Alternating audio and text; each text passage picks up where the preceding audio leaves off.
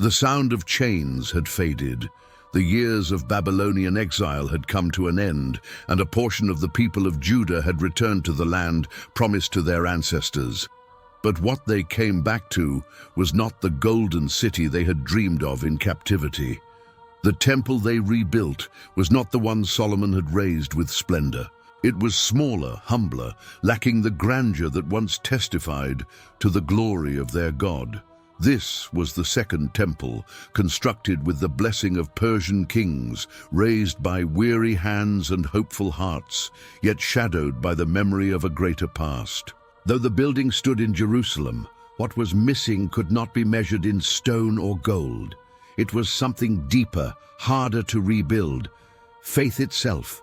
The people had returned home, but their worship remained far from whole. The altars were active, sacrifices were made, prayers still rose like incense, but something essential had been lost. Reverence had slipped into routine. Expectation had given way to fatigue. The years of exile had scarred their identity, and the promise of renewal felt faint.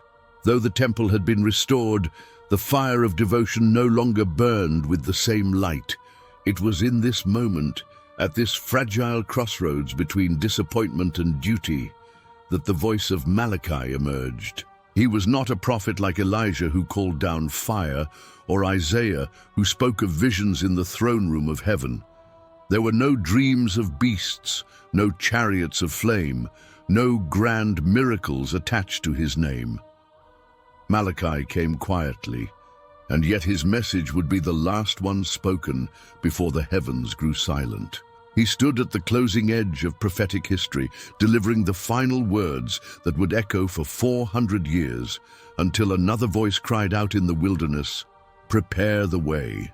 To many, Malachi's name might seem like a footnote at the end of the Old Testament, nestled between genealogies and histories.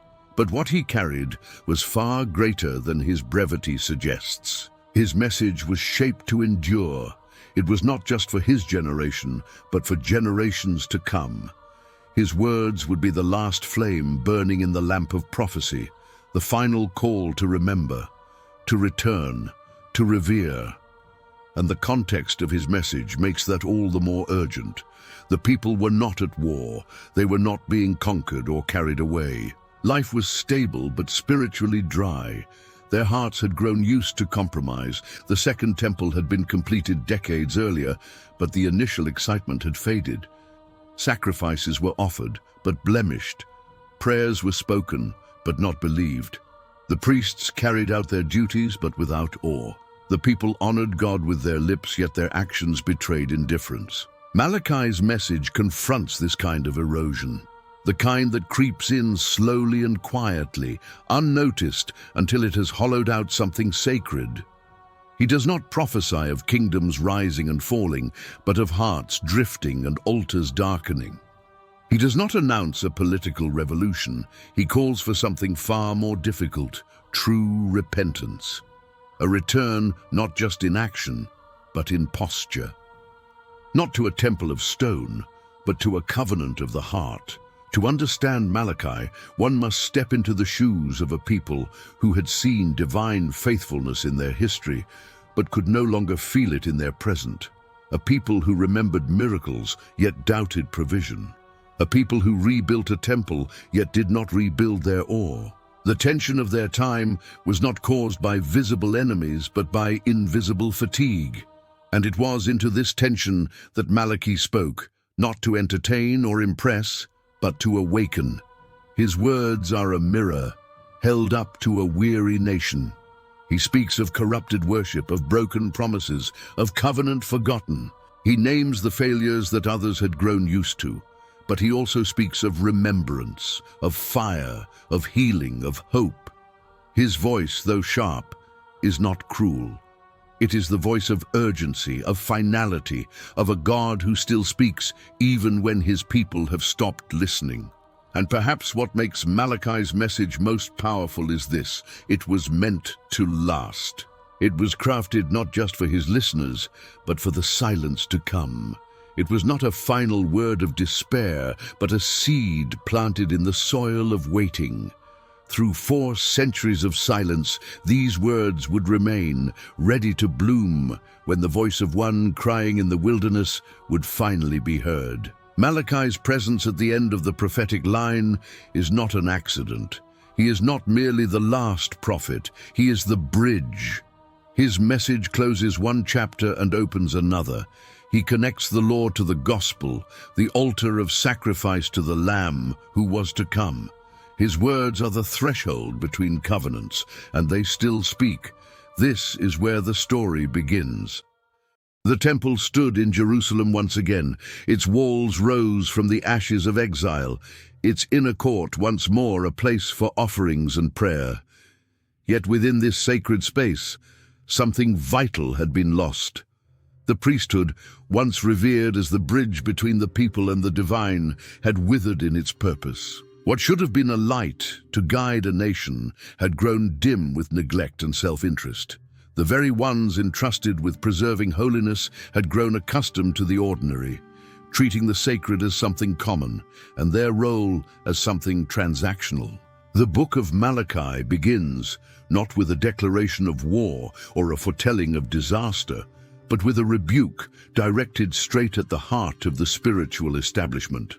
The priests of that day were not guilty of political betrayal or violent oppression, but something quieter and in many ways more dangerous.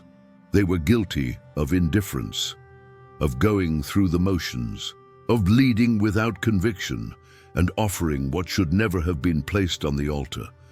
They had become blind to the weight of their calling, forgetting that the God they served was not one to be appeased by leftovers or hollow gestures. Animals brought for sacrifice were not chosen for their purity, but for their inconvenience. Blind goats, crippled lambs, diseased bulls all found their way to the altar, not because they honored God, but because they cost less. What should have been a moment of deep reverence had become a matter of economics. The priests accepted these blemished offerings without protest, without sorrow, without fear. They had come to believe that it no longer mattered what was brought before God, as long as something was brought at all. Malachi does not mince words. His message cuts through the apathy like a sword. He reminds the priests of the covenant once made with Levi, a covenant of life and peace, born from reverence and fear. That covenant had set the standard.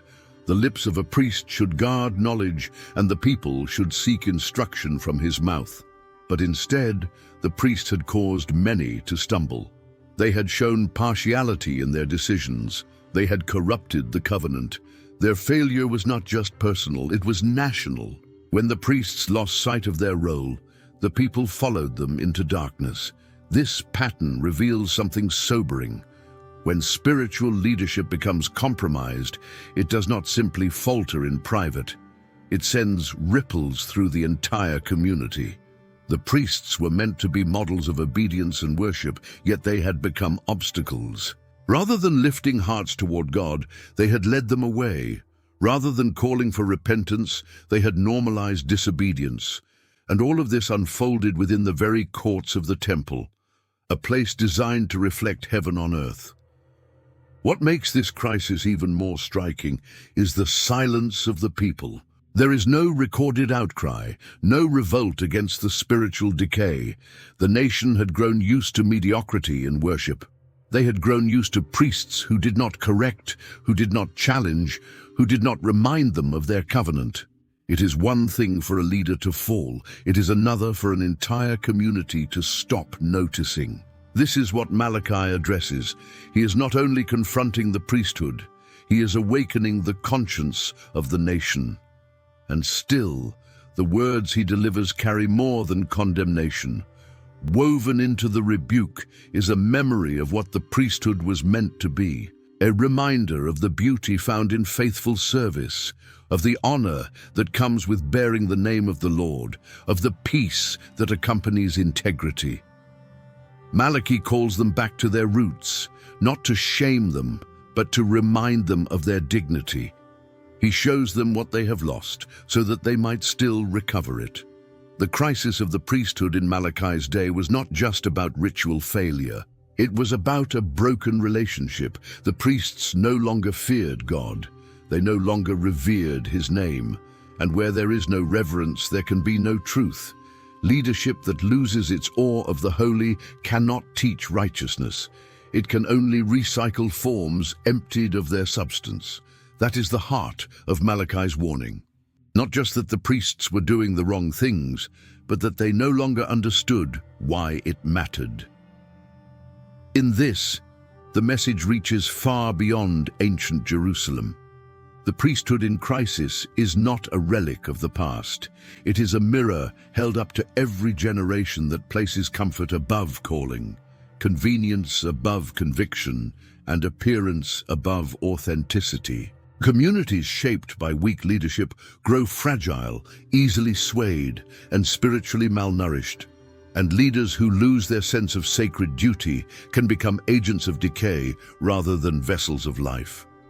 The chapter of Malachi directed at the priesthood is not simply a critique. It is a wake-up call.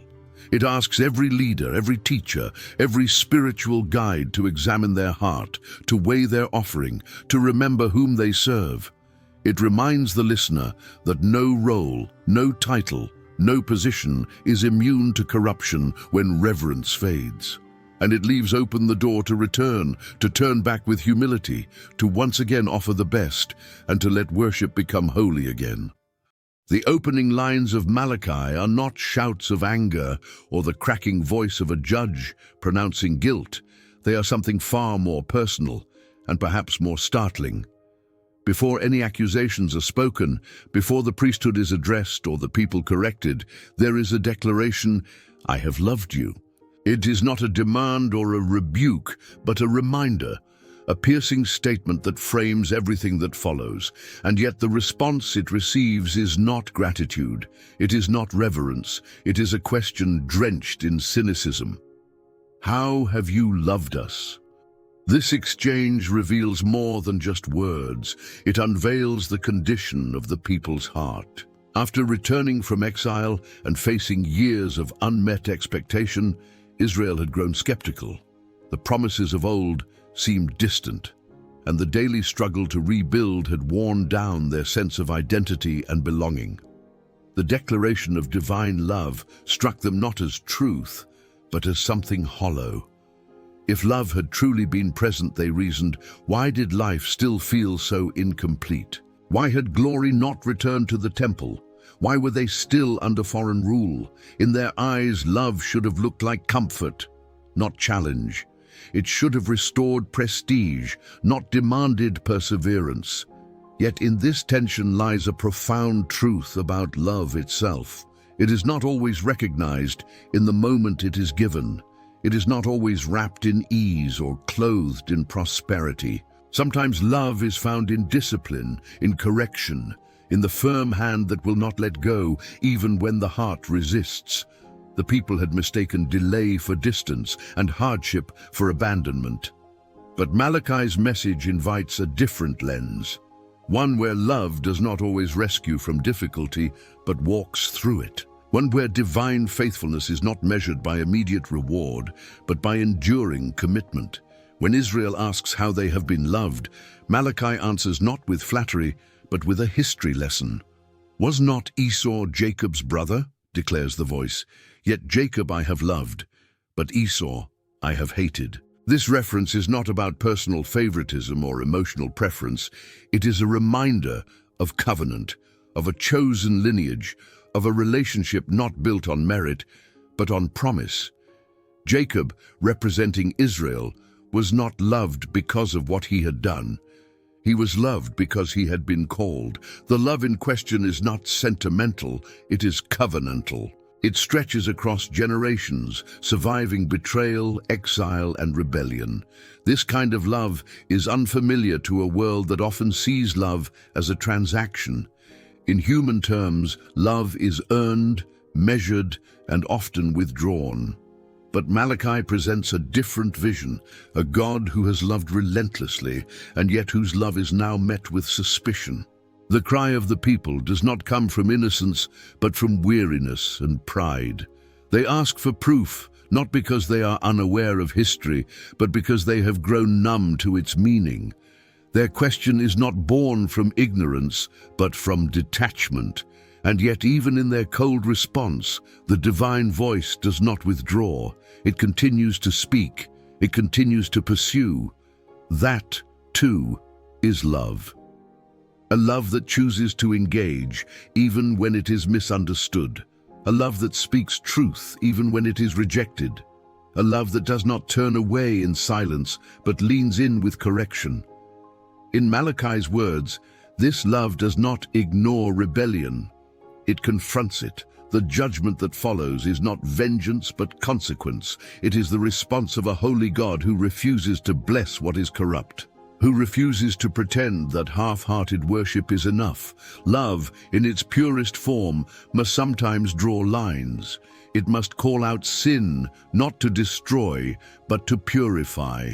The people had become comfortable in their cynicism, using their disappointment as a shield against self-examination. But true love does not indulge self-deception. It brings things into the light. The love described in Malachi is not passive. It is not quiet. It is not indulgent. It is active. It seeks. It confronts. It disciplines. Not because it is insecure, but because it is secure enough to speak truth. And it is precisely this kind of love that the people had forgotten.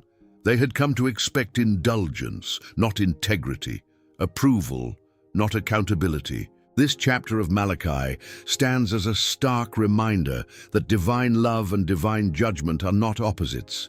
They are intertwined. The same voice that declares, "I have loved you," is the voice that demands justice. The same heart that chose Jacob is the heart that calls out the sins of his descendants. This is not a contradiction. It is the fullness of love, one that reaches across time, holds its people to a higher standard, and refuses to let them settle for less than the truth. Covenant was never meant to be casual. From the earliest moments of Israel's history, covenant stood as the sacred framework through which identity, worship, and community were held together. It was more than a promise. It was an unbreakable bond between God and his people, and between people and each other. It demanded loyalty, nurtured trust, and invited generations into shared faithfulness. Yet by the time Malachi spoke, this sacred structure had begun to crumble. What had once been revered was now treated with indifference. The people were not only drifting from God, they were dismantling the very relationships that reflected his nature. One of the clearest signs of this unraveling was seen in marriage. The prophet's voice does not hesitate. He speaks of men who have taken the daughters of foreign gods as wives, women whose hearts were turned toward idols, not the God of Israel. This was not a matter of race or ethnicity, but of spiritual allegiance. These unions represented more than a cultural blending. They were, in essence, a quiet rebellion against covenantal integrity. The men of Judah were not just marrying outside of Israel, they were aligning themselves with beliefs that stood in direct opposition to the truth entrusted to them. But Malachi does not stop there. His condemnation goes deeper, reaching into the personal and sacred bonds between husbands and their original wives. The prophet describes a heartbreaking betrayal, men abandoning the wives of their youth, those with whom they had once entered into covenant. The language is heavy, not just legal but emotional. These were not just dissolutions of social contracts. They were acts of violence against the very nature of the covenant itself. Malachi describes God as a witness to these unions, not merely an observer, but an active participant. And in watching them unravel, he was not distant or unmoved. The betrayal of these marriages was not just a personal offense, it was a spiritual one. What makes Malachi's words so cutting is the clarity with which they reveal the cost of such betrayal. This was not just about broken homes, it was about broken worship. The very act of approaching the altar, of bringing an offering, was tainted by the injustice done in secret and in silence. The people wept at the altar, wondering why their sacrifices were no longer accepted. unaware or unwilling to see that their unfaithfulness in private had corrupted their reverence in public. Their prayers rang hollow, not because God had turned away arbitrarily, but because they had turned their backs on covenant fidelity. In these verses, the connection between human relationships and divine communion becomes unmistakable. Covenant with God cannot be separated from covenant with one another. When the people violated their marriages, they were not simply failing as spouses, they were misrepresenting the very nature of the God they claimed to serve. For marriage, in the covenantal sense, was always meant to be a reflection of divine faithfulness, a living picture of commitment, grace, endurance, and love. To treat it lightly was to distort the image of God in the eyes of the community, and to pass on a legacy of confusion and spiritual instability. The spiritual implications of this betrayal are profound. Covenant breaking is never isolated. It sends ripples through generations. Children raised in the aftermath of broken vows are left to navigate a world where trust is fragile and promises are temporary. Worship becomes a ritual without substance, and the community grows weaker, not because of external threats, but because of internal erosion. What began as a private compromise becomes a communal crisis. Malachi's words are not only a confrontation, they are a call to remembrance. He draws the people back to the origins of covenant, to the reason it was given, and to the beauty it once held. He reminds them that God does not change. His faithfulness remains unshaken. And in that light, their betrayal becomes all the more tragic. They had traded something sacred for something convenient. They had exchanged endurance for ease, and in doing so, had darkened the altar with tears that could not erase the damage done. This passage reaches far beyond its historical setting. In every generation, the temptation to treat covenant lightly persists. Whether in the bonds of marriage, the commitments of spiritual community, or the solemn promises made before God, the weight of covenant still matters. It is not a formality, it is a reflection of the character of God, whose word never fails and whose love never abandons. Malachi's voice remains clear, not because it is loud, but because it is true. When a people forsake their promises to one another, they eventually lose their clarity about the promises of God. And when the image of covenant is blurred, worship itself becomes distorted. The invitation that lingers beneath the prophet's words is not one of condemnation, but of restoration, to return to honor, to uphold what is sacred again, not just in ritual, but in relationship. To remember that covenant is not a burden, but a blessing, and that in its preservation lies the strength of faith, the unity of community, and the foundation of worship. The complaint rises from the mouths of the people like smoke from a smoldering fire, slow but persistent, born of long years and unanswered questions. You have wearied the Lord with your words, Malachi says, and when challenged to explain how such weariness came about, the people respond with a familiar cry, "Where is the God of justice?" It is a question that echoes across time, not only in ancient Judah, but in every heart that has watched evil prosper while righteousness suffers. It is the voice of the disillusioned, the tired, the ones who expected more and received less, who trusted in fairness and instead found a world out of balance. In their eyes, the lines between good and evil had become blurred. The arrogant seemed untouched by consequence, and those who practiced wrongdoing flourished. Meanwhile, those who kept the commandments felt unseen, unheard, and unrewarded. What then was the value of faithfulness? If justice belonged to God, why did it appear so absent? The people were not just questioning their circumstances, they were questioning the very nature of God. To them, silence had begun to look like consent. Delay had started to feel like abandonment. Malachi does not ignore the question, but he does not answer it with sentiment or shallow reassurance. Instead, he draws back the veil on a deeper reality. The cry for justice, though honest, had become twisted. The people were no longer pleading from humility, but accusing from pride. They were not seeking understanding. They were pronouncing judgment on the judge himself. Their question had become a weapon, a means of justifying their own failures and dismissing the weight of their sin. By claiming that evil was now good, and that God delighted in such perversion, they had crossed from questioning to corruption. Yet even in this, the response is not silence. Malachi's words sharpen with clarity. The God of justice will come, but not on their terms.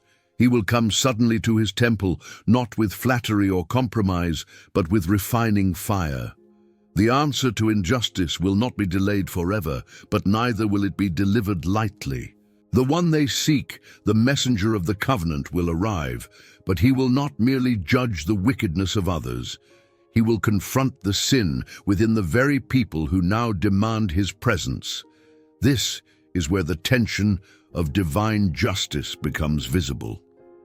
The people wanted justice as a tool, something to wield against their enemies, something to restore their sense of control. But true justice is impartial. It does not favor one group while condemning another. It searches all hearts, weighs all motives, and reveals all hidden things. The image Malachi offers is not of a gavel or a sword, but of a refiner's fire. A fire that does not destroy but purifies, one that removes impurity, not to punish, but to restore what has been damaged. And in this fire, no one is exempt. Justice, when it truly comes, touches everyone. The idea of the Lord coming suddenly to his temple holds weight far beyond its historical moment. The temple was the center of worship, the place where sacrifice was offered, where the divine presence was said to dwell. To say that he would come suddenly was to suggest a disruption, an intrusion into the routines that had become stale and empty. It was a warning that divine justice would not merely address the obvious evils of foreign powers or rebellious neighbors. It would begin at the altar. It would begin with the priests, with the worship, with the very people who believed themselves to be safe from judgment. In this light, the complaint, "Where is the God of justice?" reveals not a lack of divine action, but a lack of human readiness.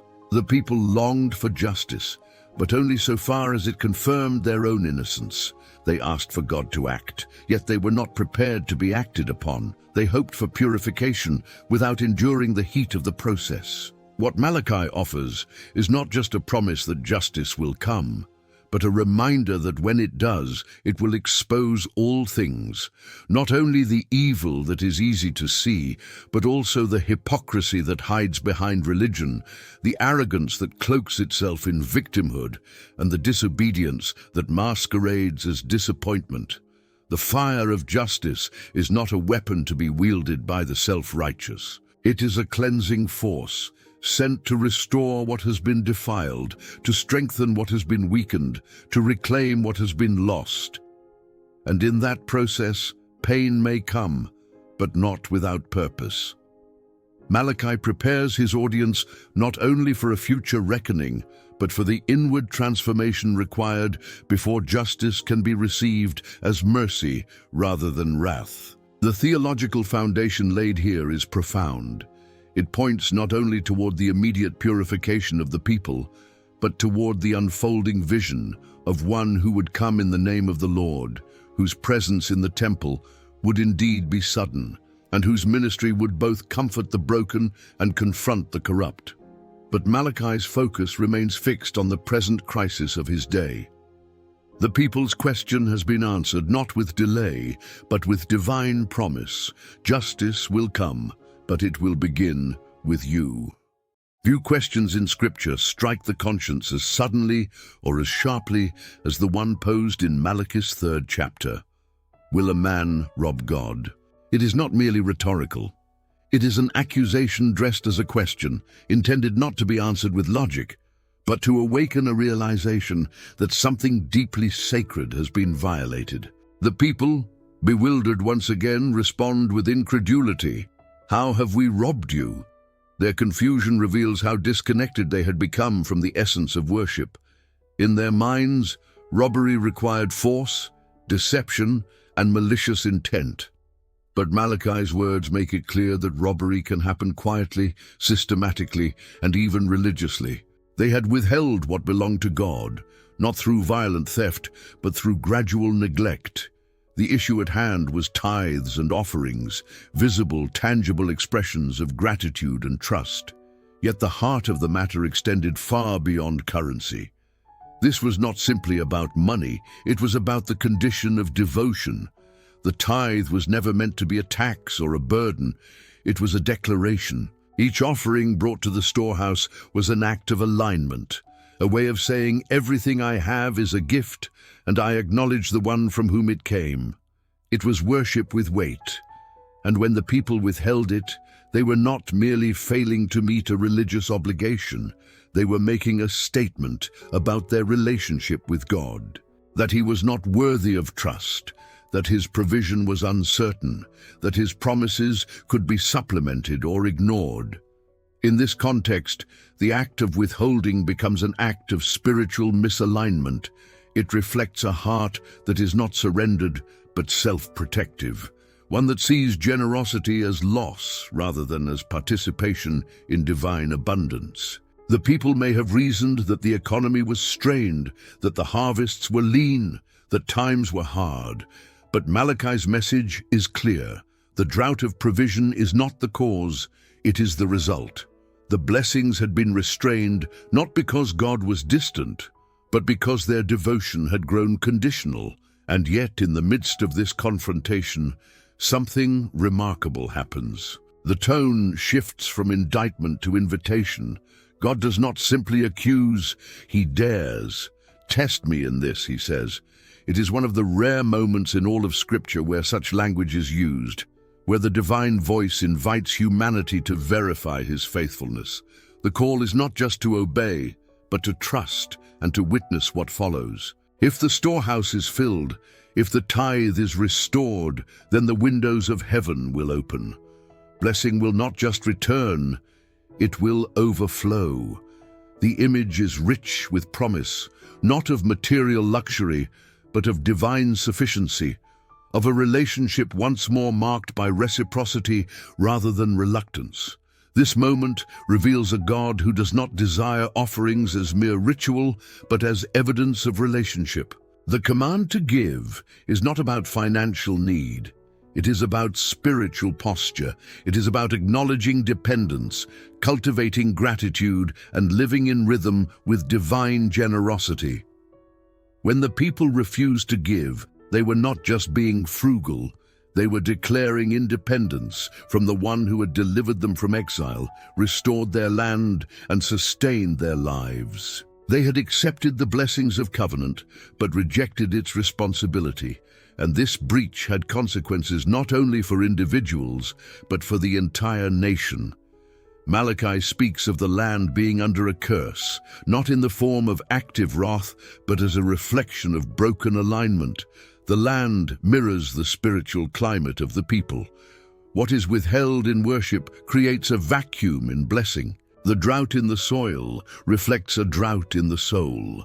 The call to restore the tithe is not just an economic correction, it is a spiritual recalibration. The promise that follows is not a manipulation. It is not an appeal to greed or a formula for financial prosperity. It is a covenant reaffirmed, a way of saying, return to me in this and see how I return to you. It is the same heartbeat that echoes through Malachi's message. God does not desire submission for its own sake, but as a pathway to restored intimacy. The offering becomes the doorway through which trust is reborn. This passage remains striking in every generation. The temptation to withhold is always present, not just in finances, but in time, in service, in affection. People grow guarded when uncertainty increases. The instinct is to hold back, to conserve, to preserve control. But the call remains the same. Release what is not yours to keep and receive what cannot be earned. The windows of heaven do not open at random. They open in response to trust. In a world where generosity is often met with suspicion, where sacrifice is measured by personal gain, Malachi offers a different vision, one in which the act of giving is a form of spiritual clarity, where the heart is seen not in what it claims to believe, but in what it is willing to surrender. Robbing God is not about accounting, it is about allegiance. And the invitation to return is not about compliance, it is about communion. What makes this chapter so deeply moving is the tenderness behind the challenge. God does not threaten, He extends His hand. He does not demand without reason, He promises in return. The test is not a trap, it is a path back into covenant, into abundance that flows not only in grain and vine, but in joy, peace, and divine favor. The rebuke, as sharp as it is, leads not to despair, but to restoration. If only they would trust again, they would see the storehouses filled, not just on earth, but in heaven.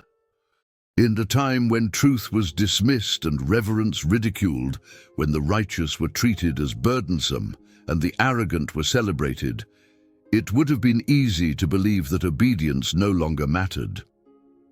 The atmosphere of spiritual decay in Malachi's day was not defined solely by overt rebellion, but by a culture that had learned to tolerate unfaithfulness, even to reward it. Those who feared God found themselves isolated, surrounded by a majority that had grown numb to conviction. It was into this bleak spiritual climate that a quiet but powerful truth was revealed. Not every voice was forgotten. Not every act of faith was lost in the noise.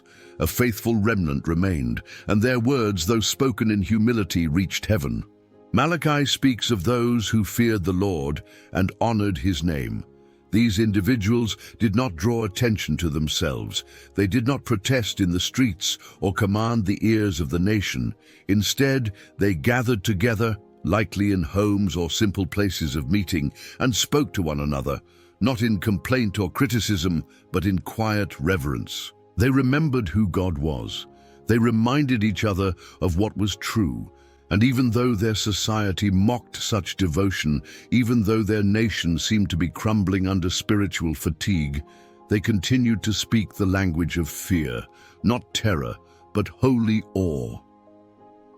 What sets this group apart is not merely their speech, but what their speech represented. In an era where the sacred had been treated as common, these people still regarded the name of the Lord with honor. They feared Him not as a tyrant, but as a father whose majesty was too great to be taken lightly. They held to faithfulness, not because it was popular or immediately rewarding, but because it was right. And in their quiet loyalty, they became the carriers of a legacy that would outlast the decay surrounding them. The text tells us something remarkable. God listened. In a world where divine silence was assumed, where the heavens appeared shut and the people felt abandoned, there was still one who heard. The faithful had not gathered in vain. Their words, though small in the ears of men, were weighty in the courts of heaven. And more than that, He wrote them down. A book of remembrance was recorded before Him. Their names, their conversations, their fears and devotions were not lost in the shuffle of history. They were preserved in divine memory. This image of a book is more than metaphor. It speaks to the reality of a God who does not forget. Human memory is fragile. It bends with time, fades with age, and often overlooks what seems insignificant. But divine memory is deliberate. It sees every act of obedience, no matter how hidden. It records every whispered prayer, every small gesture of reverence, every decision made in the quiet of the heart to remain faithful when no one else is watching. In a culture obsessed with recognition, the Book of Remembrance is a declaration that heaven's attention is drawn not to the loudest voices, but to the most loyal hearts. This passage speaks directly to those who feel alone in their convictions, to the one who continues to live with integrity when compromise would be easier, to the one who chooses truth over popularity, who honors God in a workplace, a home, a church that may have forgotten what holiness looks like. It affirms that faithfulness is never wasted, that righteousness is never unseen, and that even when society dismisses reverence as weakness, God regards it as treasure. There is also a promise tied to this record. Malachi writes that they shall be mine on the day I make up my treasured possession. The faithful are not only remembered, they are cherished. They are marked, not with shame, but with belonging. The world may ignore their sacrifice, but God claims them with joy. They will be spared, not out of pity, but because they have proven themselves sons and daughters in a world of wayward children. Their faithfulness will become the evidence of covenant relationship, the fruit of hearts that feared God when fear was scarce. The contrast drawn in this chapter is striking. While many had spoken arrogantly against the Lord, questioning his justice, doubting his presence, and serving him only out of obligation or disappointment, this small remnant stood apart. They did not join in the mockery. They did not bend their convictions. They chose instead to align themselves with what is eternal, anchoring their hearts in the unchanging nature of God, and because of that, they were remembered. This vision challenges the idea that faith must be visible to be valuable. It refutes the notion that spiritual success is measured by public acclaim or institutional power. In Malachi's narrative, the heroes are not the priests or the officials, but the quiet faithful, the ones who gathered together to speak words of reverence when the nation had stopped listening. Their reward was not temporal advantage, but eternal inscription. Their names were not carved into monuments, but written in the only record that truly lasts. For those who live in times of moral confusion and spiritual fatigue, the Book of Remembrance remains a profound encouragement. It reminds every weary believer that nothing offered in reverence is ever wasted. It assures them that loyalty to truth, no matter how lonely, is never invisible to God. And it speaks of a day yet to come, when the faithful will be gathered as a treasured possession, when every quiet word spoken in honor of the Lord will resound as a testimony to his grace, and when remembrance will become reward. The final strokes of Malachi's prophecy carry a weight that is almost tangible. After addressing the failures of leadership, the corruption of worship, and the resilience of the faithful, the tone suddenly shifts toward something greater and more fearsome. The prophet speaks of a day yet to come, a day not born from the calendar of men, but from the timetable of heaven. It is called the Day of the Lord, and it is described not in muted tones, but with imagery that cannot be ignored. For the arrogant and the evildoer, it will burn like a furnace, reducing pride and rebellion to ashes. But for those who fear the name of the Lord, it will rise like the morning sun, not scorching but healing, not destroying but restoring.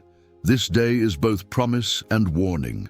It holds within it the full tension of justice and mercy, wrath and restoration.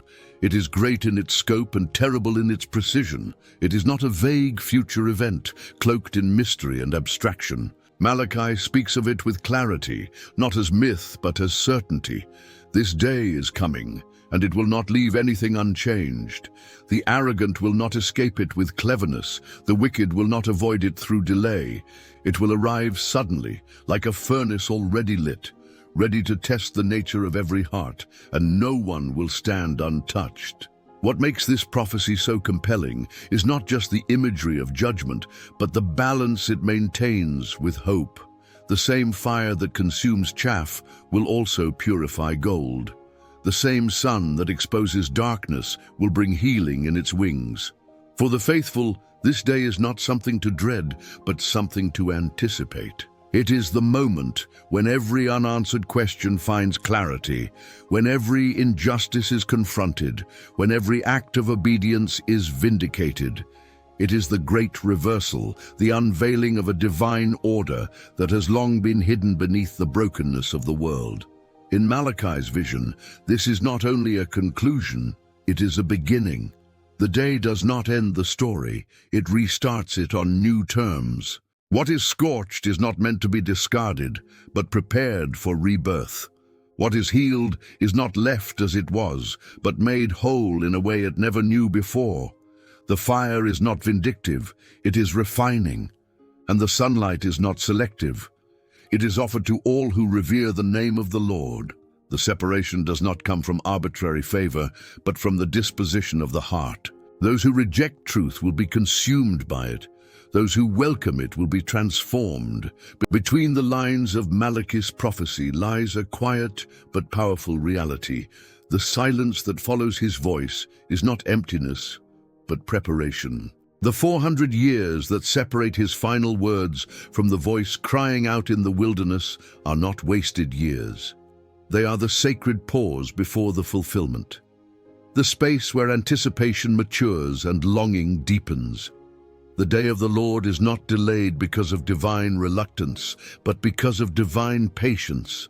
The furnace is ready, but the door remains open. The sunrise waits just beyond the horizon, but the night must run its course. The echoes of Malachi's vision point in two directions. They reach forward to the first coming of Christ, who entered the temple with both gentleness and authority, who confronted corruption and embraced the outcast, who bore judgment so others could be healed. But they also stretch toward a second horizon, the final day, when justice will no longer wait, when truth will no longer be questioned, and when every knee will bow not out of compulsion, but because the full weight of glory can no longer be ignored. What Malachi saw was more than a historical event. It was a revelation of the moral and spiritual arc of history. The world may look chaotic, and evil may seem to triumph for a time, but a day has been set, not by men, not by empires, but by God himself. That day will be unmistakable. It will not be subtle or slow. It will draw a line between what is holy and what is profane, what is enduring and what is fleeting. The wheat and the chaff will no longer be allowed to grow together. The fire will reveal what has always been true. For those who live in the shadow of injustice, who walk through a world where lies are loud and righteousness seems rare, the promise of this day brings strength. It assures them that God has not forgotten, that he is not indifferent. It affirms that history is not cyclical chaos, but a story moving steadily toward resolution. It reminds them that holiness matters, that reverence is not weakness, and that the reward of faithfulness is not left to chance. And so Malachi speaks, not with despair, but with fire, not to frighten, but to awaken. He calls his listeners to prepare, not with fear, but with reverence, to see the coming day not as doom, but as dawn, and to remember that even in the silence that follows, the story is not finished. It is only gathering momentum. As Malachi reaches the final breath of his prophetic message, the tone sharpens with one last, profound anticipation, a promise unlike any other that had come before. In the closing verses of his book, he does not simply reaffirm judgment or remind the people of their responsibilities. He lifts their eyes toward a figure, one whose presence will precede the coming day of the Lord. Behold, I will send you Elijah the prophet before that great and dreadful day. These words are not merely poetic, they carry the weight of centuries. They form a bridge, not only between eras, but between covenants, between silence and proclamation, between promise and fulfillment. The mention of Elijah is not incidental. He is not invoked as a metaphor or a vague symbol. Elijah was the prophet of fire, the one who confronted idolatry with unflinching courage, who stood alone on Mount Carmel against the prophets of Baal, who called down flame from heaven, not to destroy indiscriminately, but to purify a people who had forgotten whom they served. His return was not imagined as a quiet whisper, but as a clarion call, a herald who would shake the dust off dormant hearts and turn them once more toward the God of their fathers. This expectation of Elijah's return created a powerful anticipation in the Jewish people.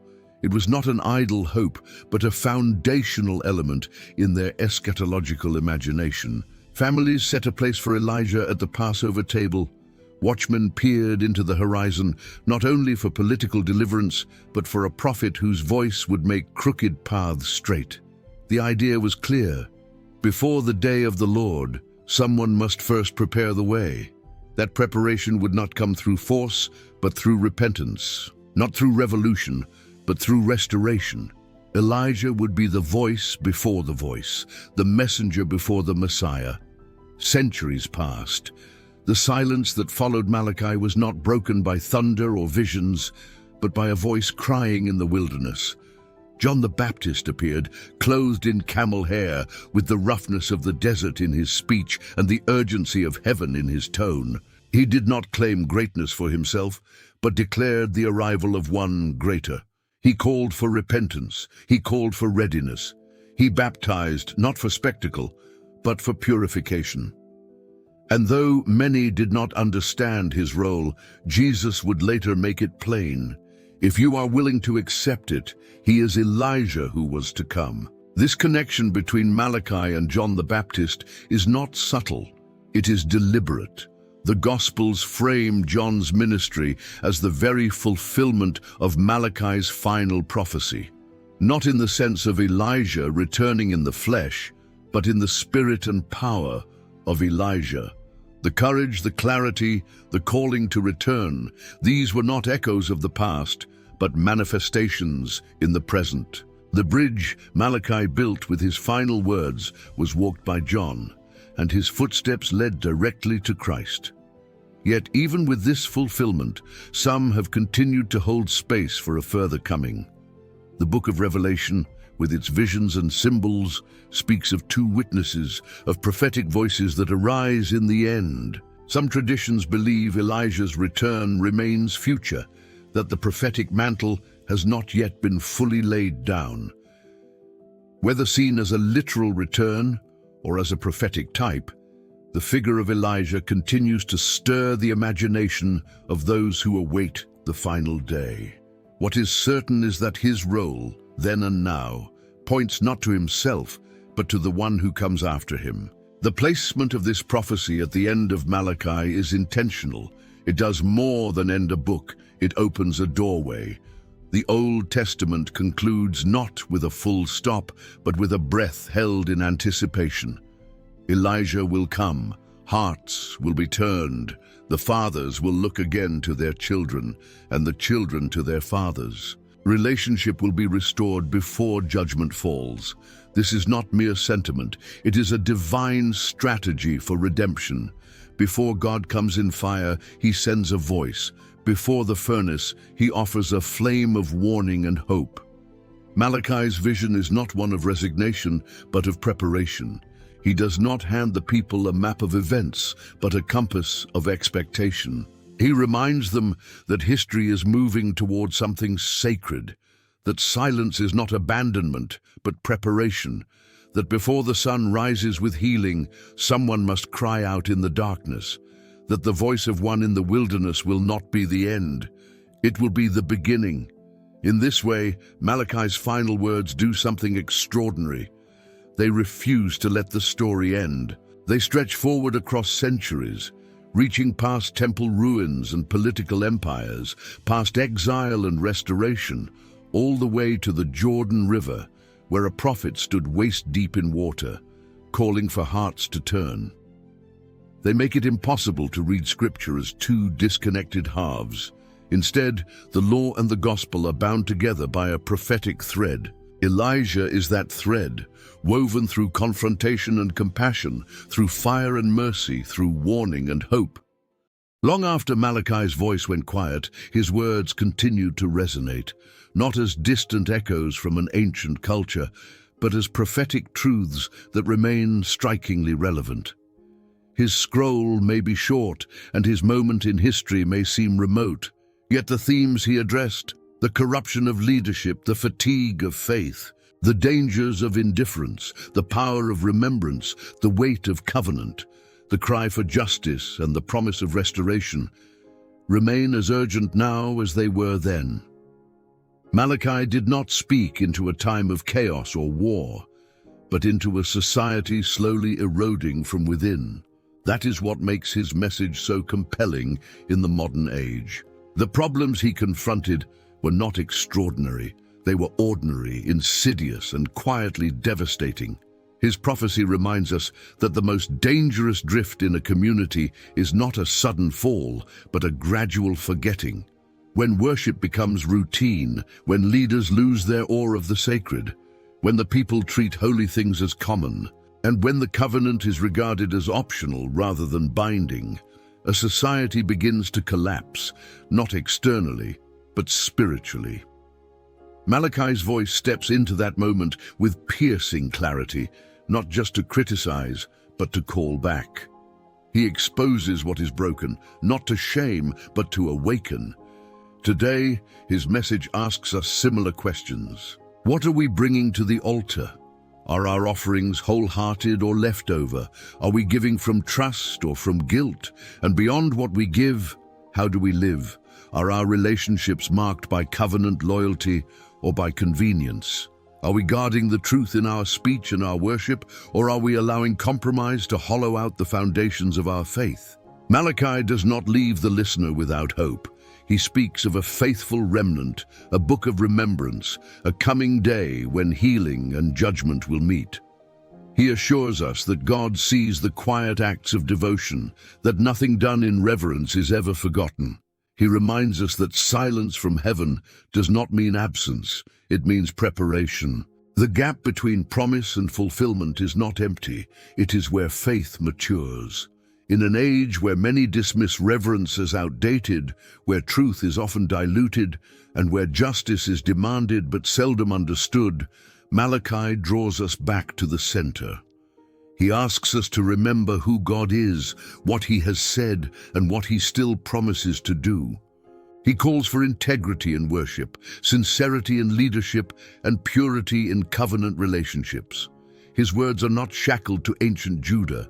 They are prophetic mirrors held up to every heart, every home, every community that longs to remain faithful in an unfaithful world. And perhaps most significantly, Malachi teaches us that God always sends a voice before He sends a fire, always calls for return before He brings judgment, always offers restoration before closing the door. His patience is not passive, it is intentional. It gives space for repentance, for remembrance, and for readiness. Malachi reminds us that what we do with that space matters. The 400 years that followed his prophecy may have been quiet, but they were not empty. They were pregnant with hope, with longing, and with the weight of a promise waiting to be fulfilled. And when that promise finally arrived, not in a palace, but in a manger, not with armies, but with angels, the silence was broken, and the story, long held in tension, moved into its next act. Even now, Malachi's words prepare us for a future still unfolding.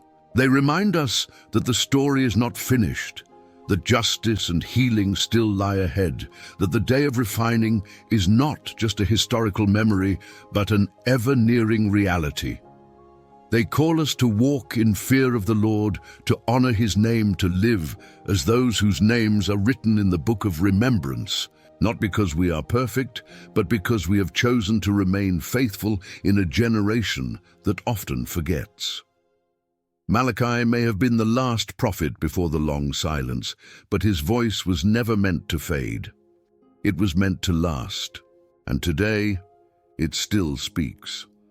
Thank you for watching this deep exploration into the message and legacy of Malachi, the last prophetic voice before centuries of silence. If this video inspired you, challenged you, or helped you see the scriptures in a new light, we invite you to support the channel. Please subscribe so you never miss future teachings, like the video to help others find this message, and leave a comment below to share your thoughts. We would love to hear how Malachi's words spoke to you personally. And most importantly, share this video with friends, family, or anyone who might be encouraged by a message of truth, faithfulness, and hope. Together, we can keep the echo of these ancient words alive in our own time.